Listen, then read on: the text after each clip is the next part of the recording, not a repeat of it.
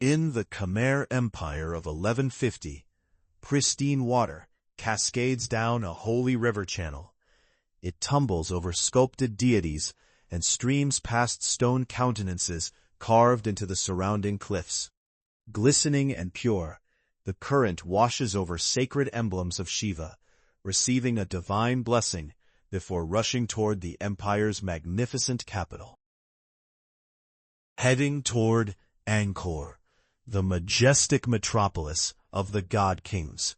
It flows into an expansive web of waterways, skirting agricultural paddies, grand timber mansions, colossal reservoirs, educational centers, and health houses, alongside geometric avenues reaching up to 250 feet across, and towering above all else, the sacred temples. Colossal stone structures, sculpted with divine and celestial figures, coated in pristine white plaster, and glittering with gold leaf. Meanwhile, along the waterway, massive stone blocks drift by on bamboo rafts, destined for an unparalleled monument. This colossal sanctuary will eventually lie deserted, its true title lost to time, leaving future generations to call it simply by the Khmer terms for temple and city, the sacred metropolis of Angkor. Wat. Music, birth of the people. During its peak, Angkor reigned as the medieval world's most massive metropolis, hosting 1 million residents across an expanse larger than modern-day New York. It was likely the grandest urban center of the pre-industrial era. Its thoroughfares stretched as wide as modern jet runways, flanked by manually excavated reservoirs that remain the largest on Earth. Covering 390 square miles, this massive metropolis relied on an endless network of rice paddies to feed its citizens. During its final era, the empire even established a system of state-run clinics that offered gratis healthcare. At the heart of this realm loomed the colossal monument of Angkor Wat, a sprawling sanctuary constructed from more stone blocks than Egypt's Great Pyramid, stretching across an area 4 times larger than the Vatican. Erected nearly 9 centuries ago, this sacred sanctuary has never yielded its title as the largest religious monument on Earth. Despite its magnificent scale, Angkor is seldom grouped with other legendary medieval capitals, such as Constantinople, Baghdad, or Tenochtitlan. Until about 10 years ago, this oversight persisted simply because the true, staggering footprint of the city remained completely unrecognized.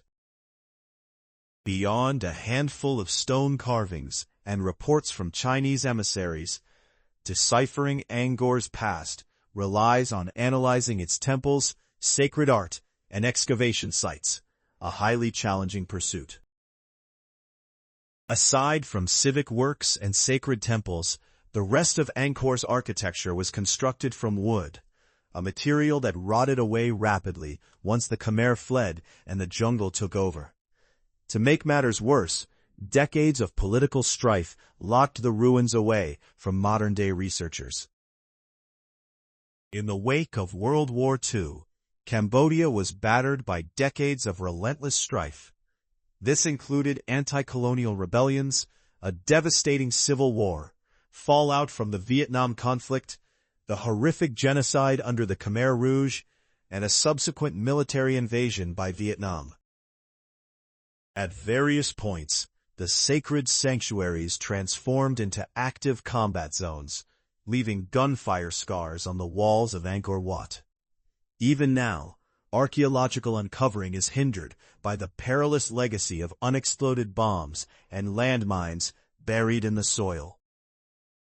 However, a breakthrough came in 2007 when researchers conducted an aerial survey of Angkor using LiDAR, a technology that measures distance with pulsed lasers. Once this information was collected, researchers stripped away the laser reflections bouncing off the forest canopy. What appeared was a previously hidden marvel, the sprawling metropolis of Angkor, built by divine monarchs who mastered the seasonal monsoons. This grand civilization began here in the Kulen Hills, around 802 CE. A priest has traveled from India to perform a sacred rite.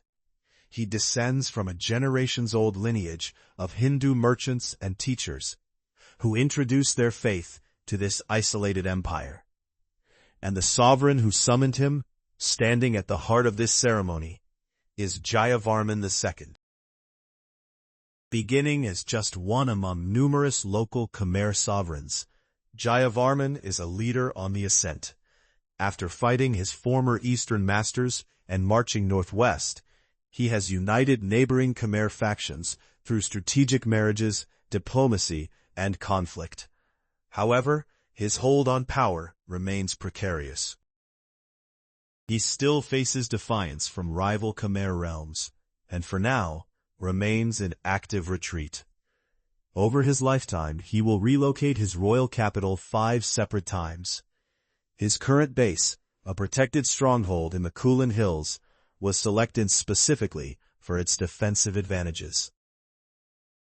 Yet, this ceremony secures the divine authority he craves. Concluding the rite, the Brahmin presents the sacred linga of Shiva to Jayavarman. By accepting it, he becomes Shiva's earthly form, the supreme sovereign, universal monarch, and divine ruler of the burgeoning Khmer Empire. He will establish new cities and erect an unprecedented style of Indian temple modeled after the 5 peaks of Mount Meru, the celestial abode of the Hindu gods. Circling this sanctuary, he will carve a massive moat to mirror the legendary ocean of milk that encompasses that heavenly mountain. While his early construction efforts were modest compared to future endeavors, Jayavarman made 2 crucial decisions. Initially, he consolidated Khmer authority by establishing the cult of the God King. Then, by constructing his new capital, he kicked off centuries of urban expansion, ushering in the empire's legendary Angkorian era. Yet, establishing an immense metropolis within Cambodia's wilderness required these pioneering Angkorians, the Khmer citizens of the capital, to master their surroundings. The region's climate is dominated by monsoons, vacillating between severe droughts and torrential rains. In the dry months, the parched ground cracks as temperatures soar past 100 degrees. But when the monsoons arrive, intense downpours overflow riverbanks, force rivers to flow backward, and swell lakes by 30 feet. Because of this, local communities near the Great Lake still construct their homes on towering 30-foot stilts. Similar to how the Nile deposited fertile sediment along its banks, these annual deluges were crucial for farming rice. For Jayavarman's descendants to build an enduring empire, they would have to tame the wild monsoon rains and govern their flow.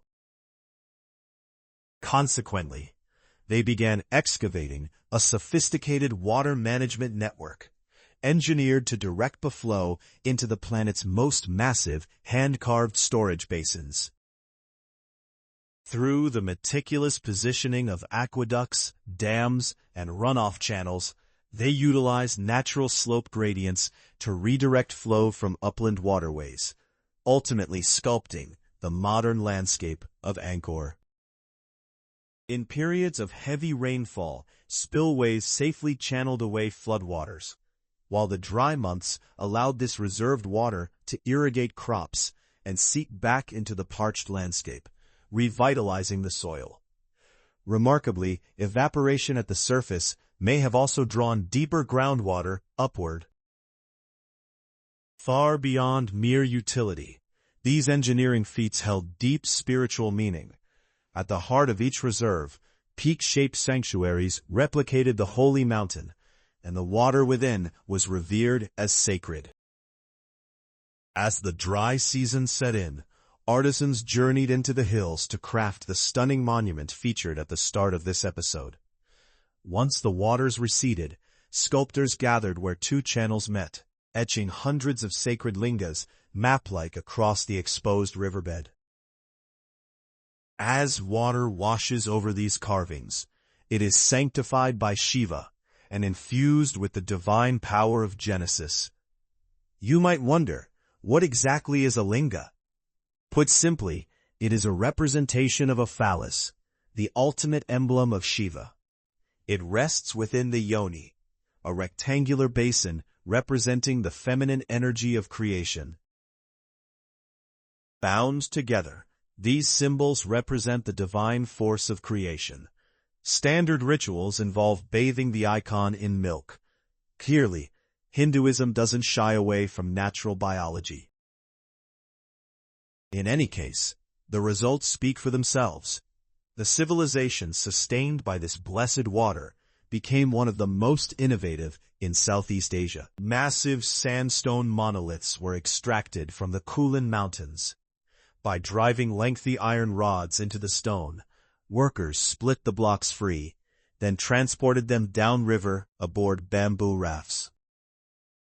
At the construction site, conscripted workers and war captives undertook the final shaping and assembly of the stones. They rubbed the blocks back and forth against each other until the surfaces fit together perfectly.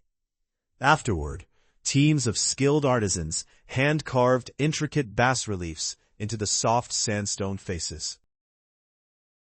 Over many generations, Khmer rulers grew their capital city. They erected sacred retreats that doubled as schools, while refining their distinct style of stone relief. But why this massive obsession with temples? The truth is, these sanctuaries served as both vital administrative headquarters and places of worship. They managed local taxation, oversaw regional construction, and forwarded surplus wealth back to the crown.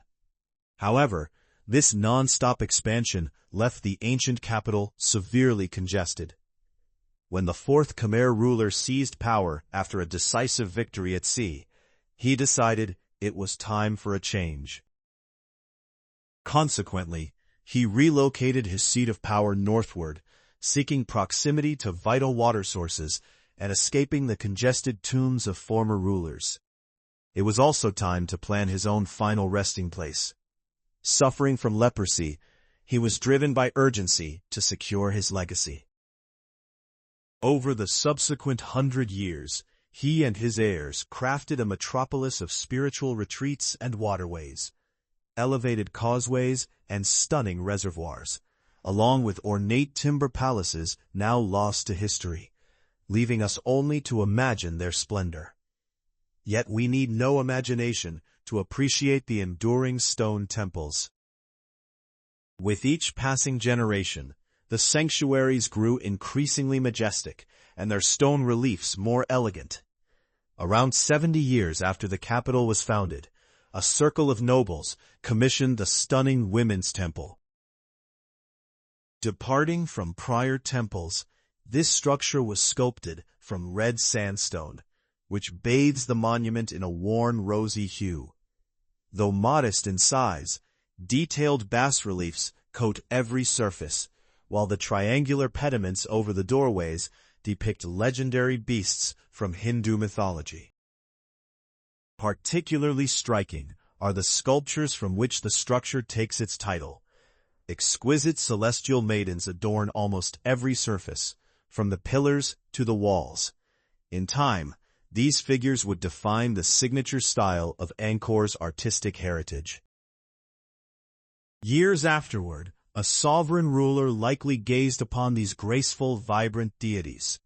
He resolved to mirror their elegance within his own monumental project, destined to become the globe's grandest temple, Angkor Wat.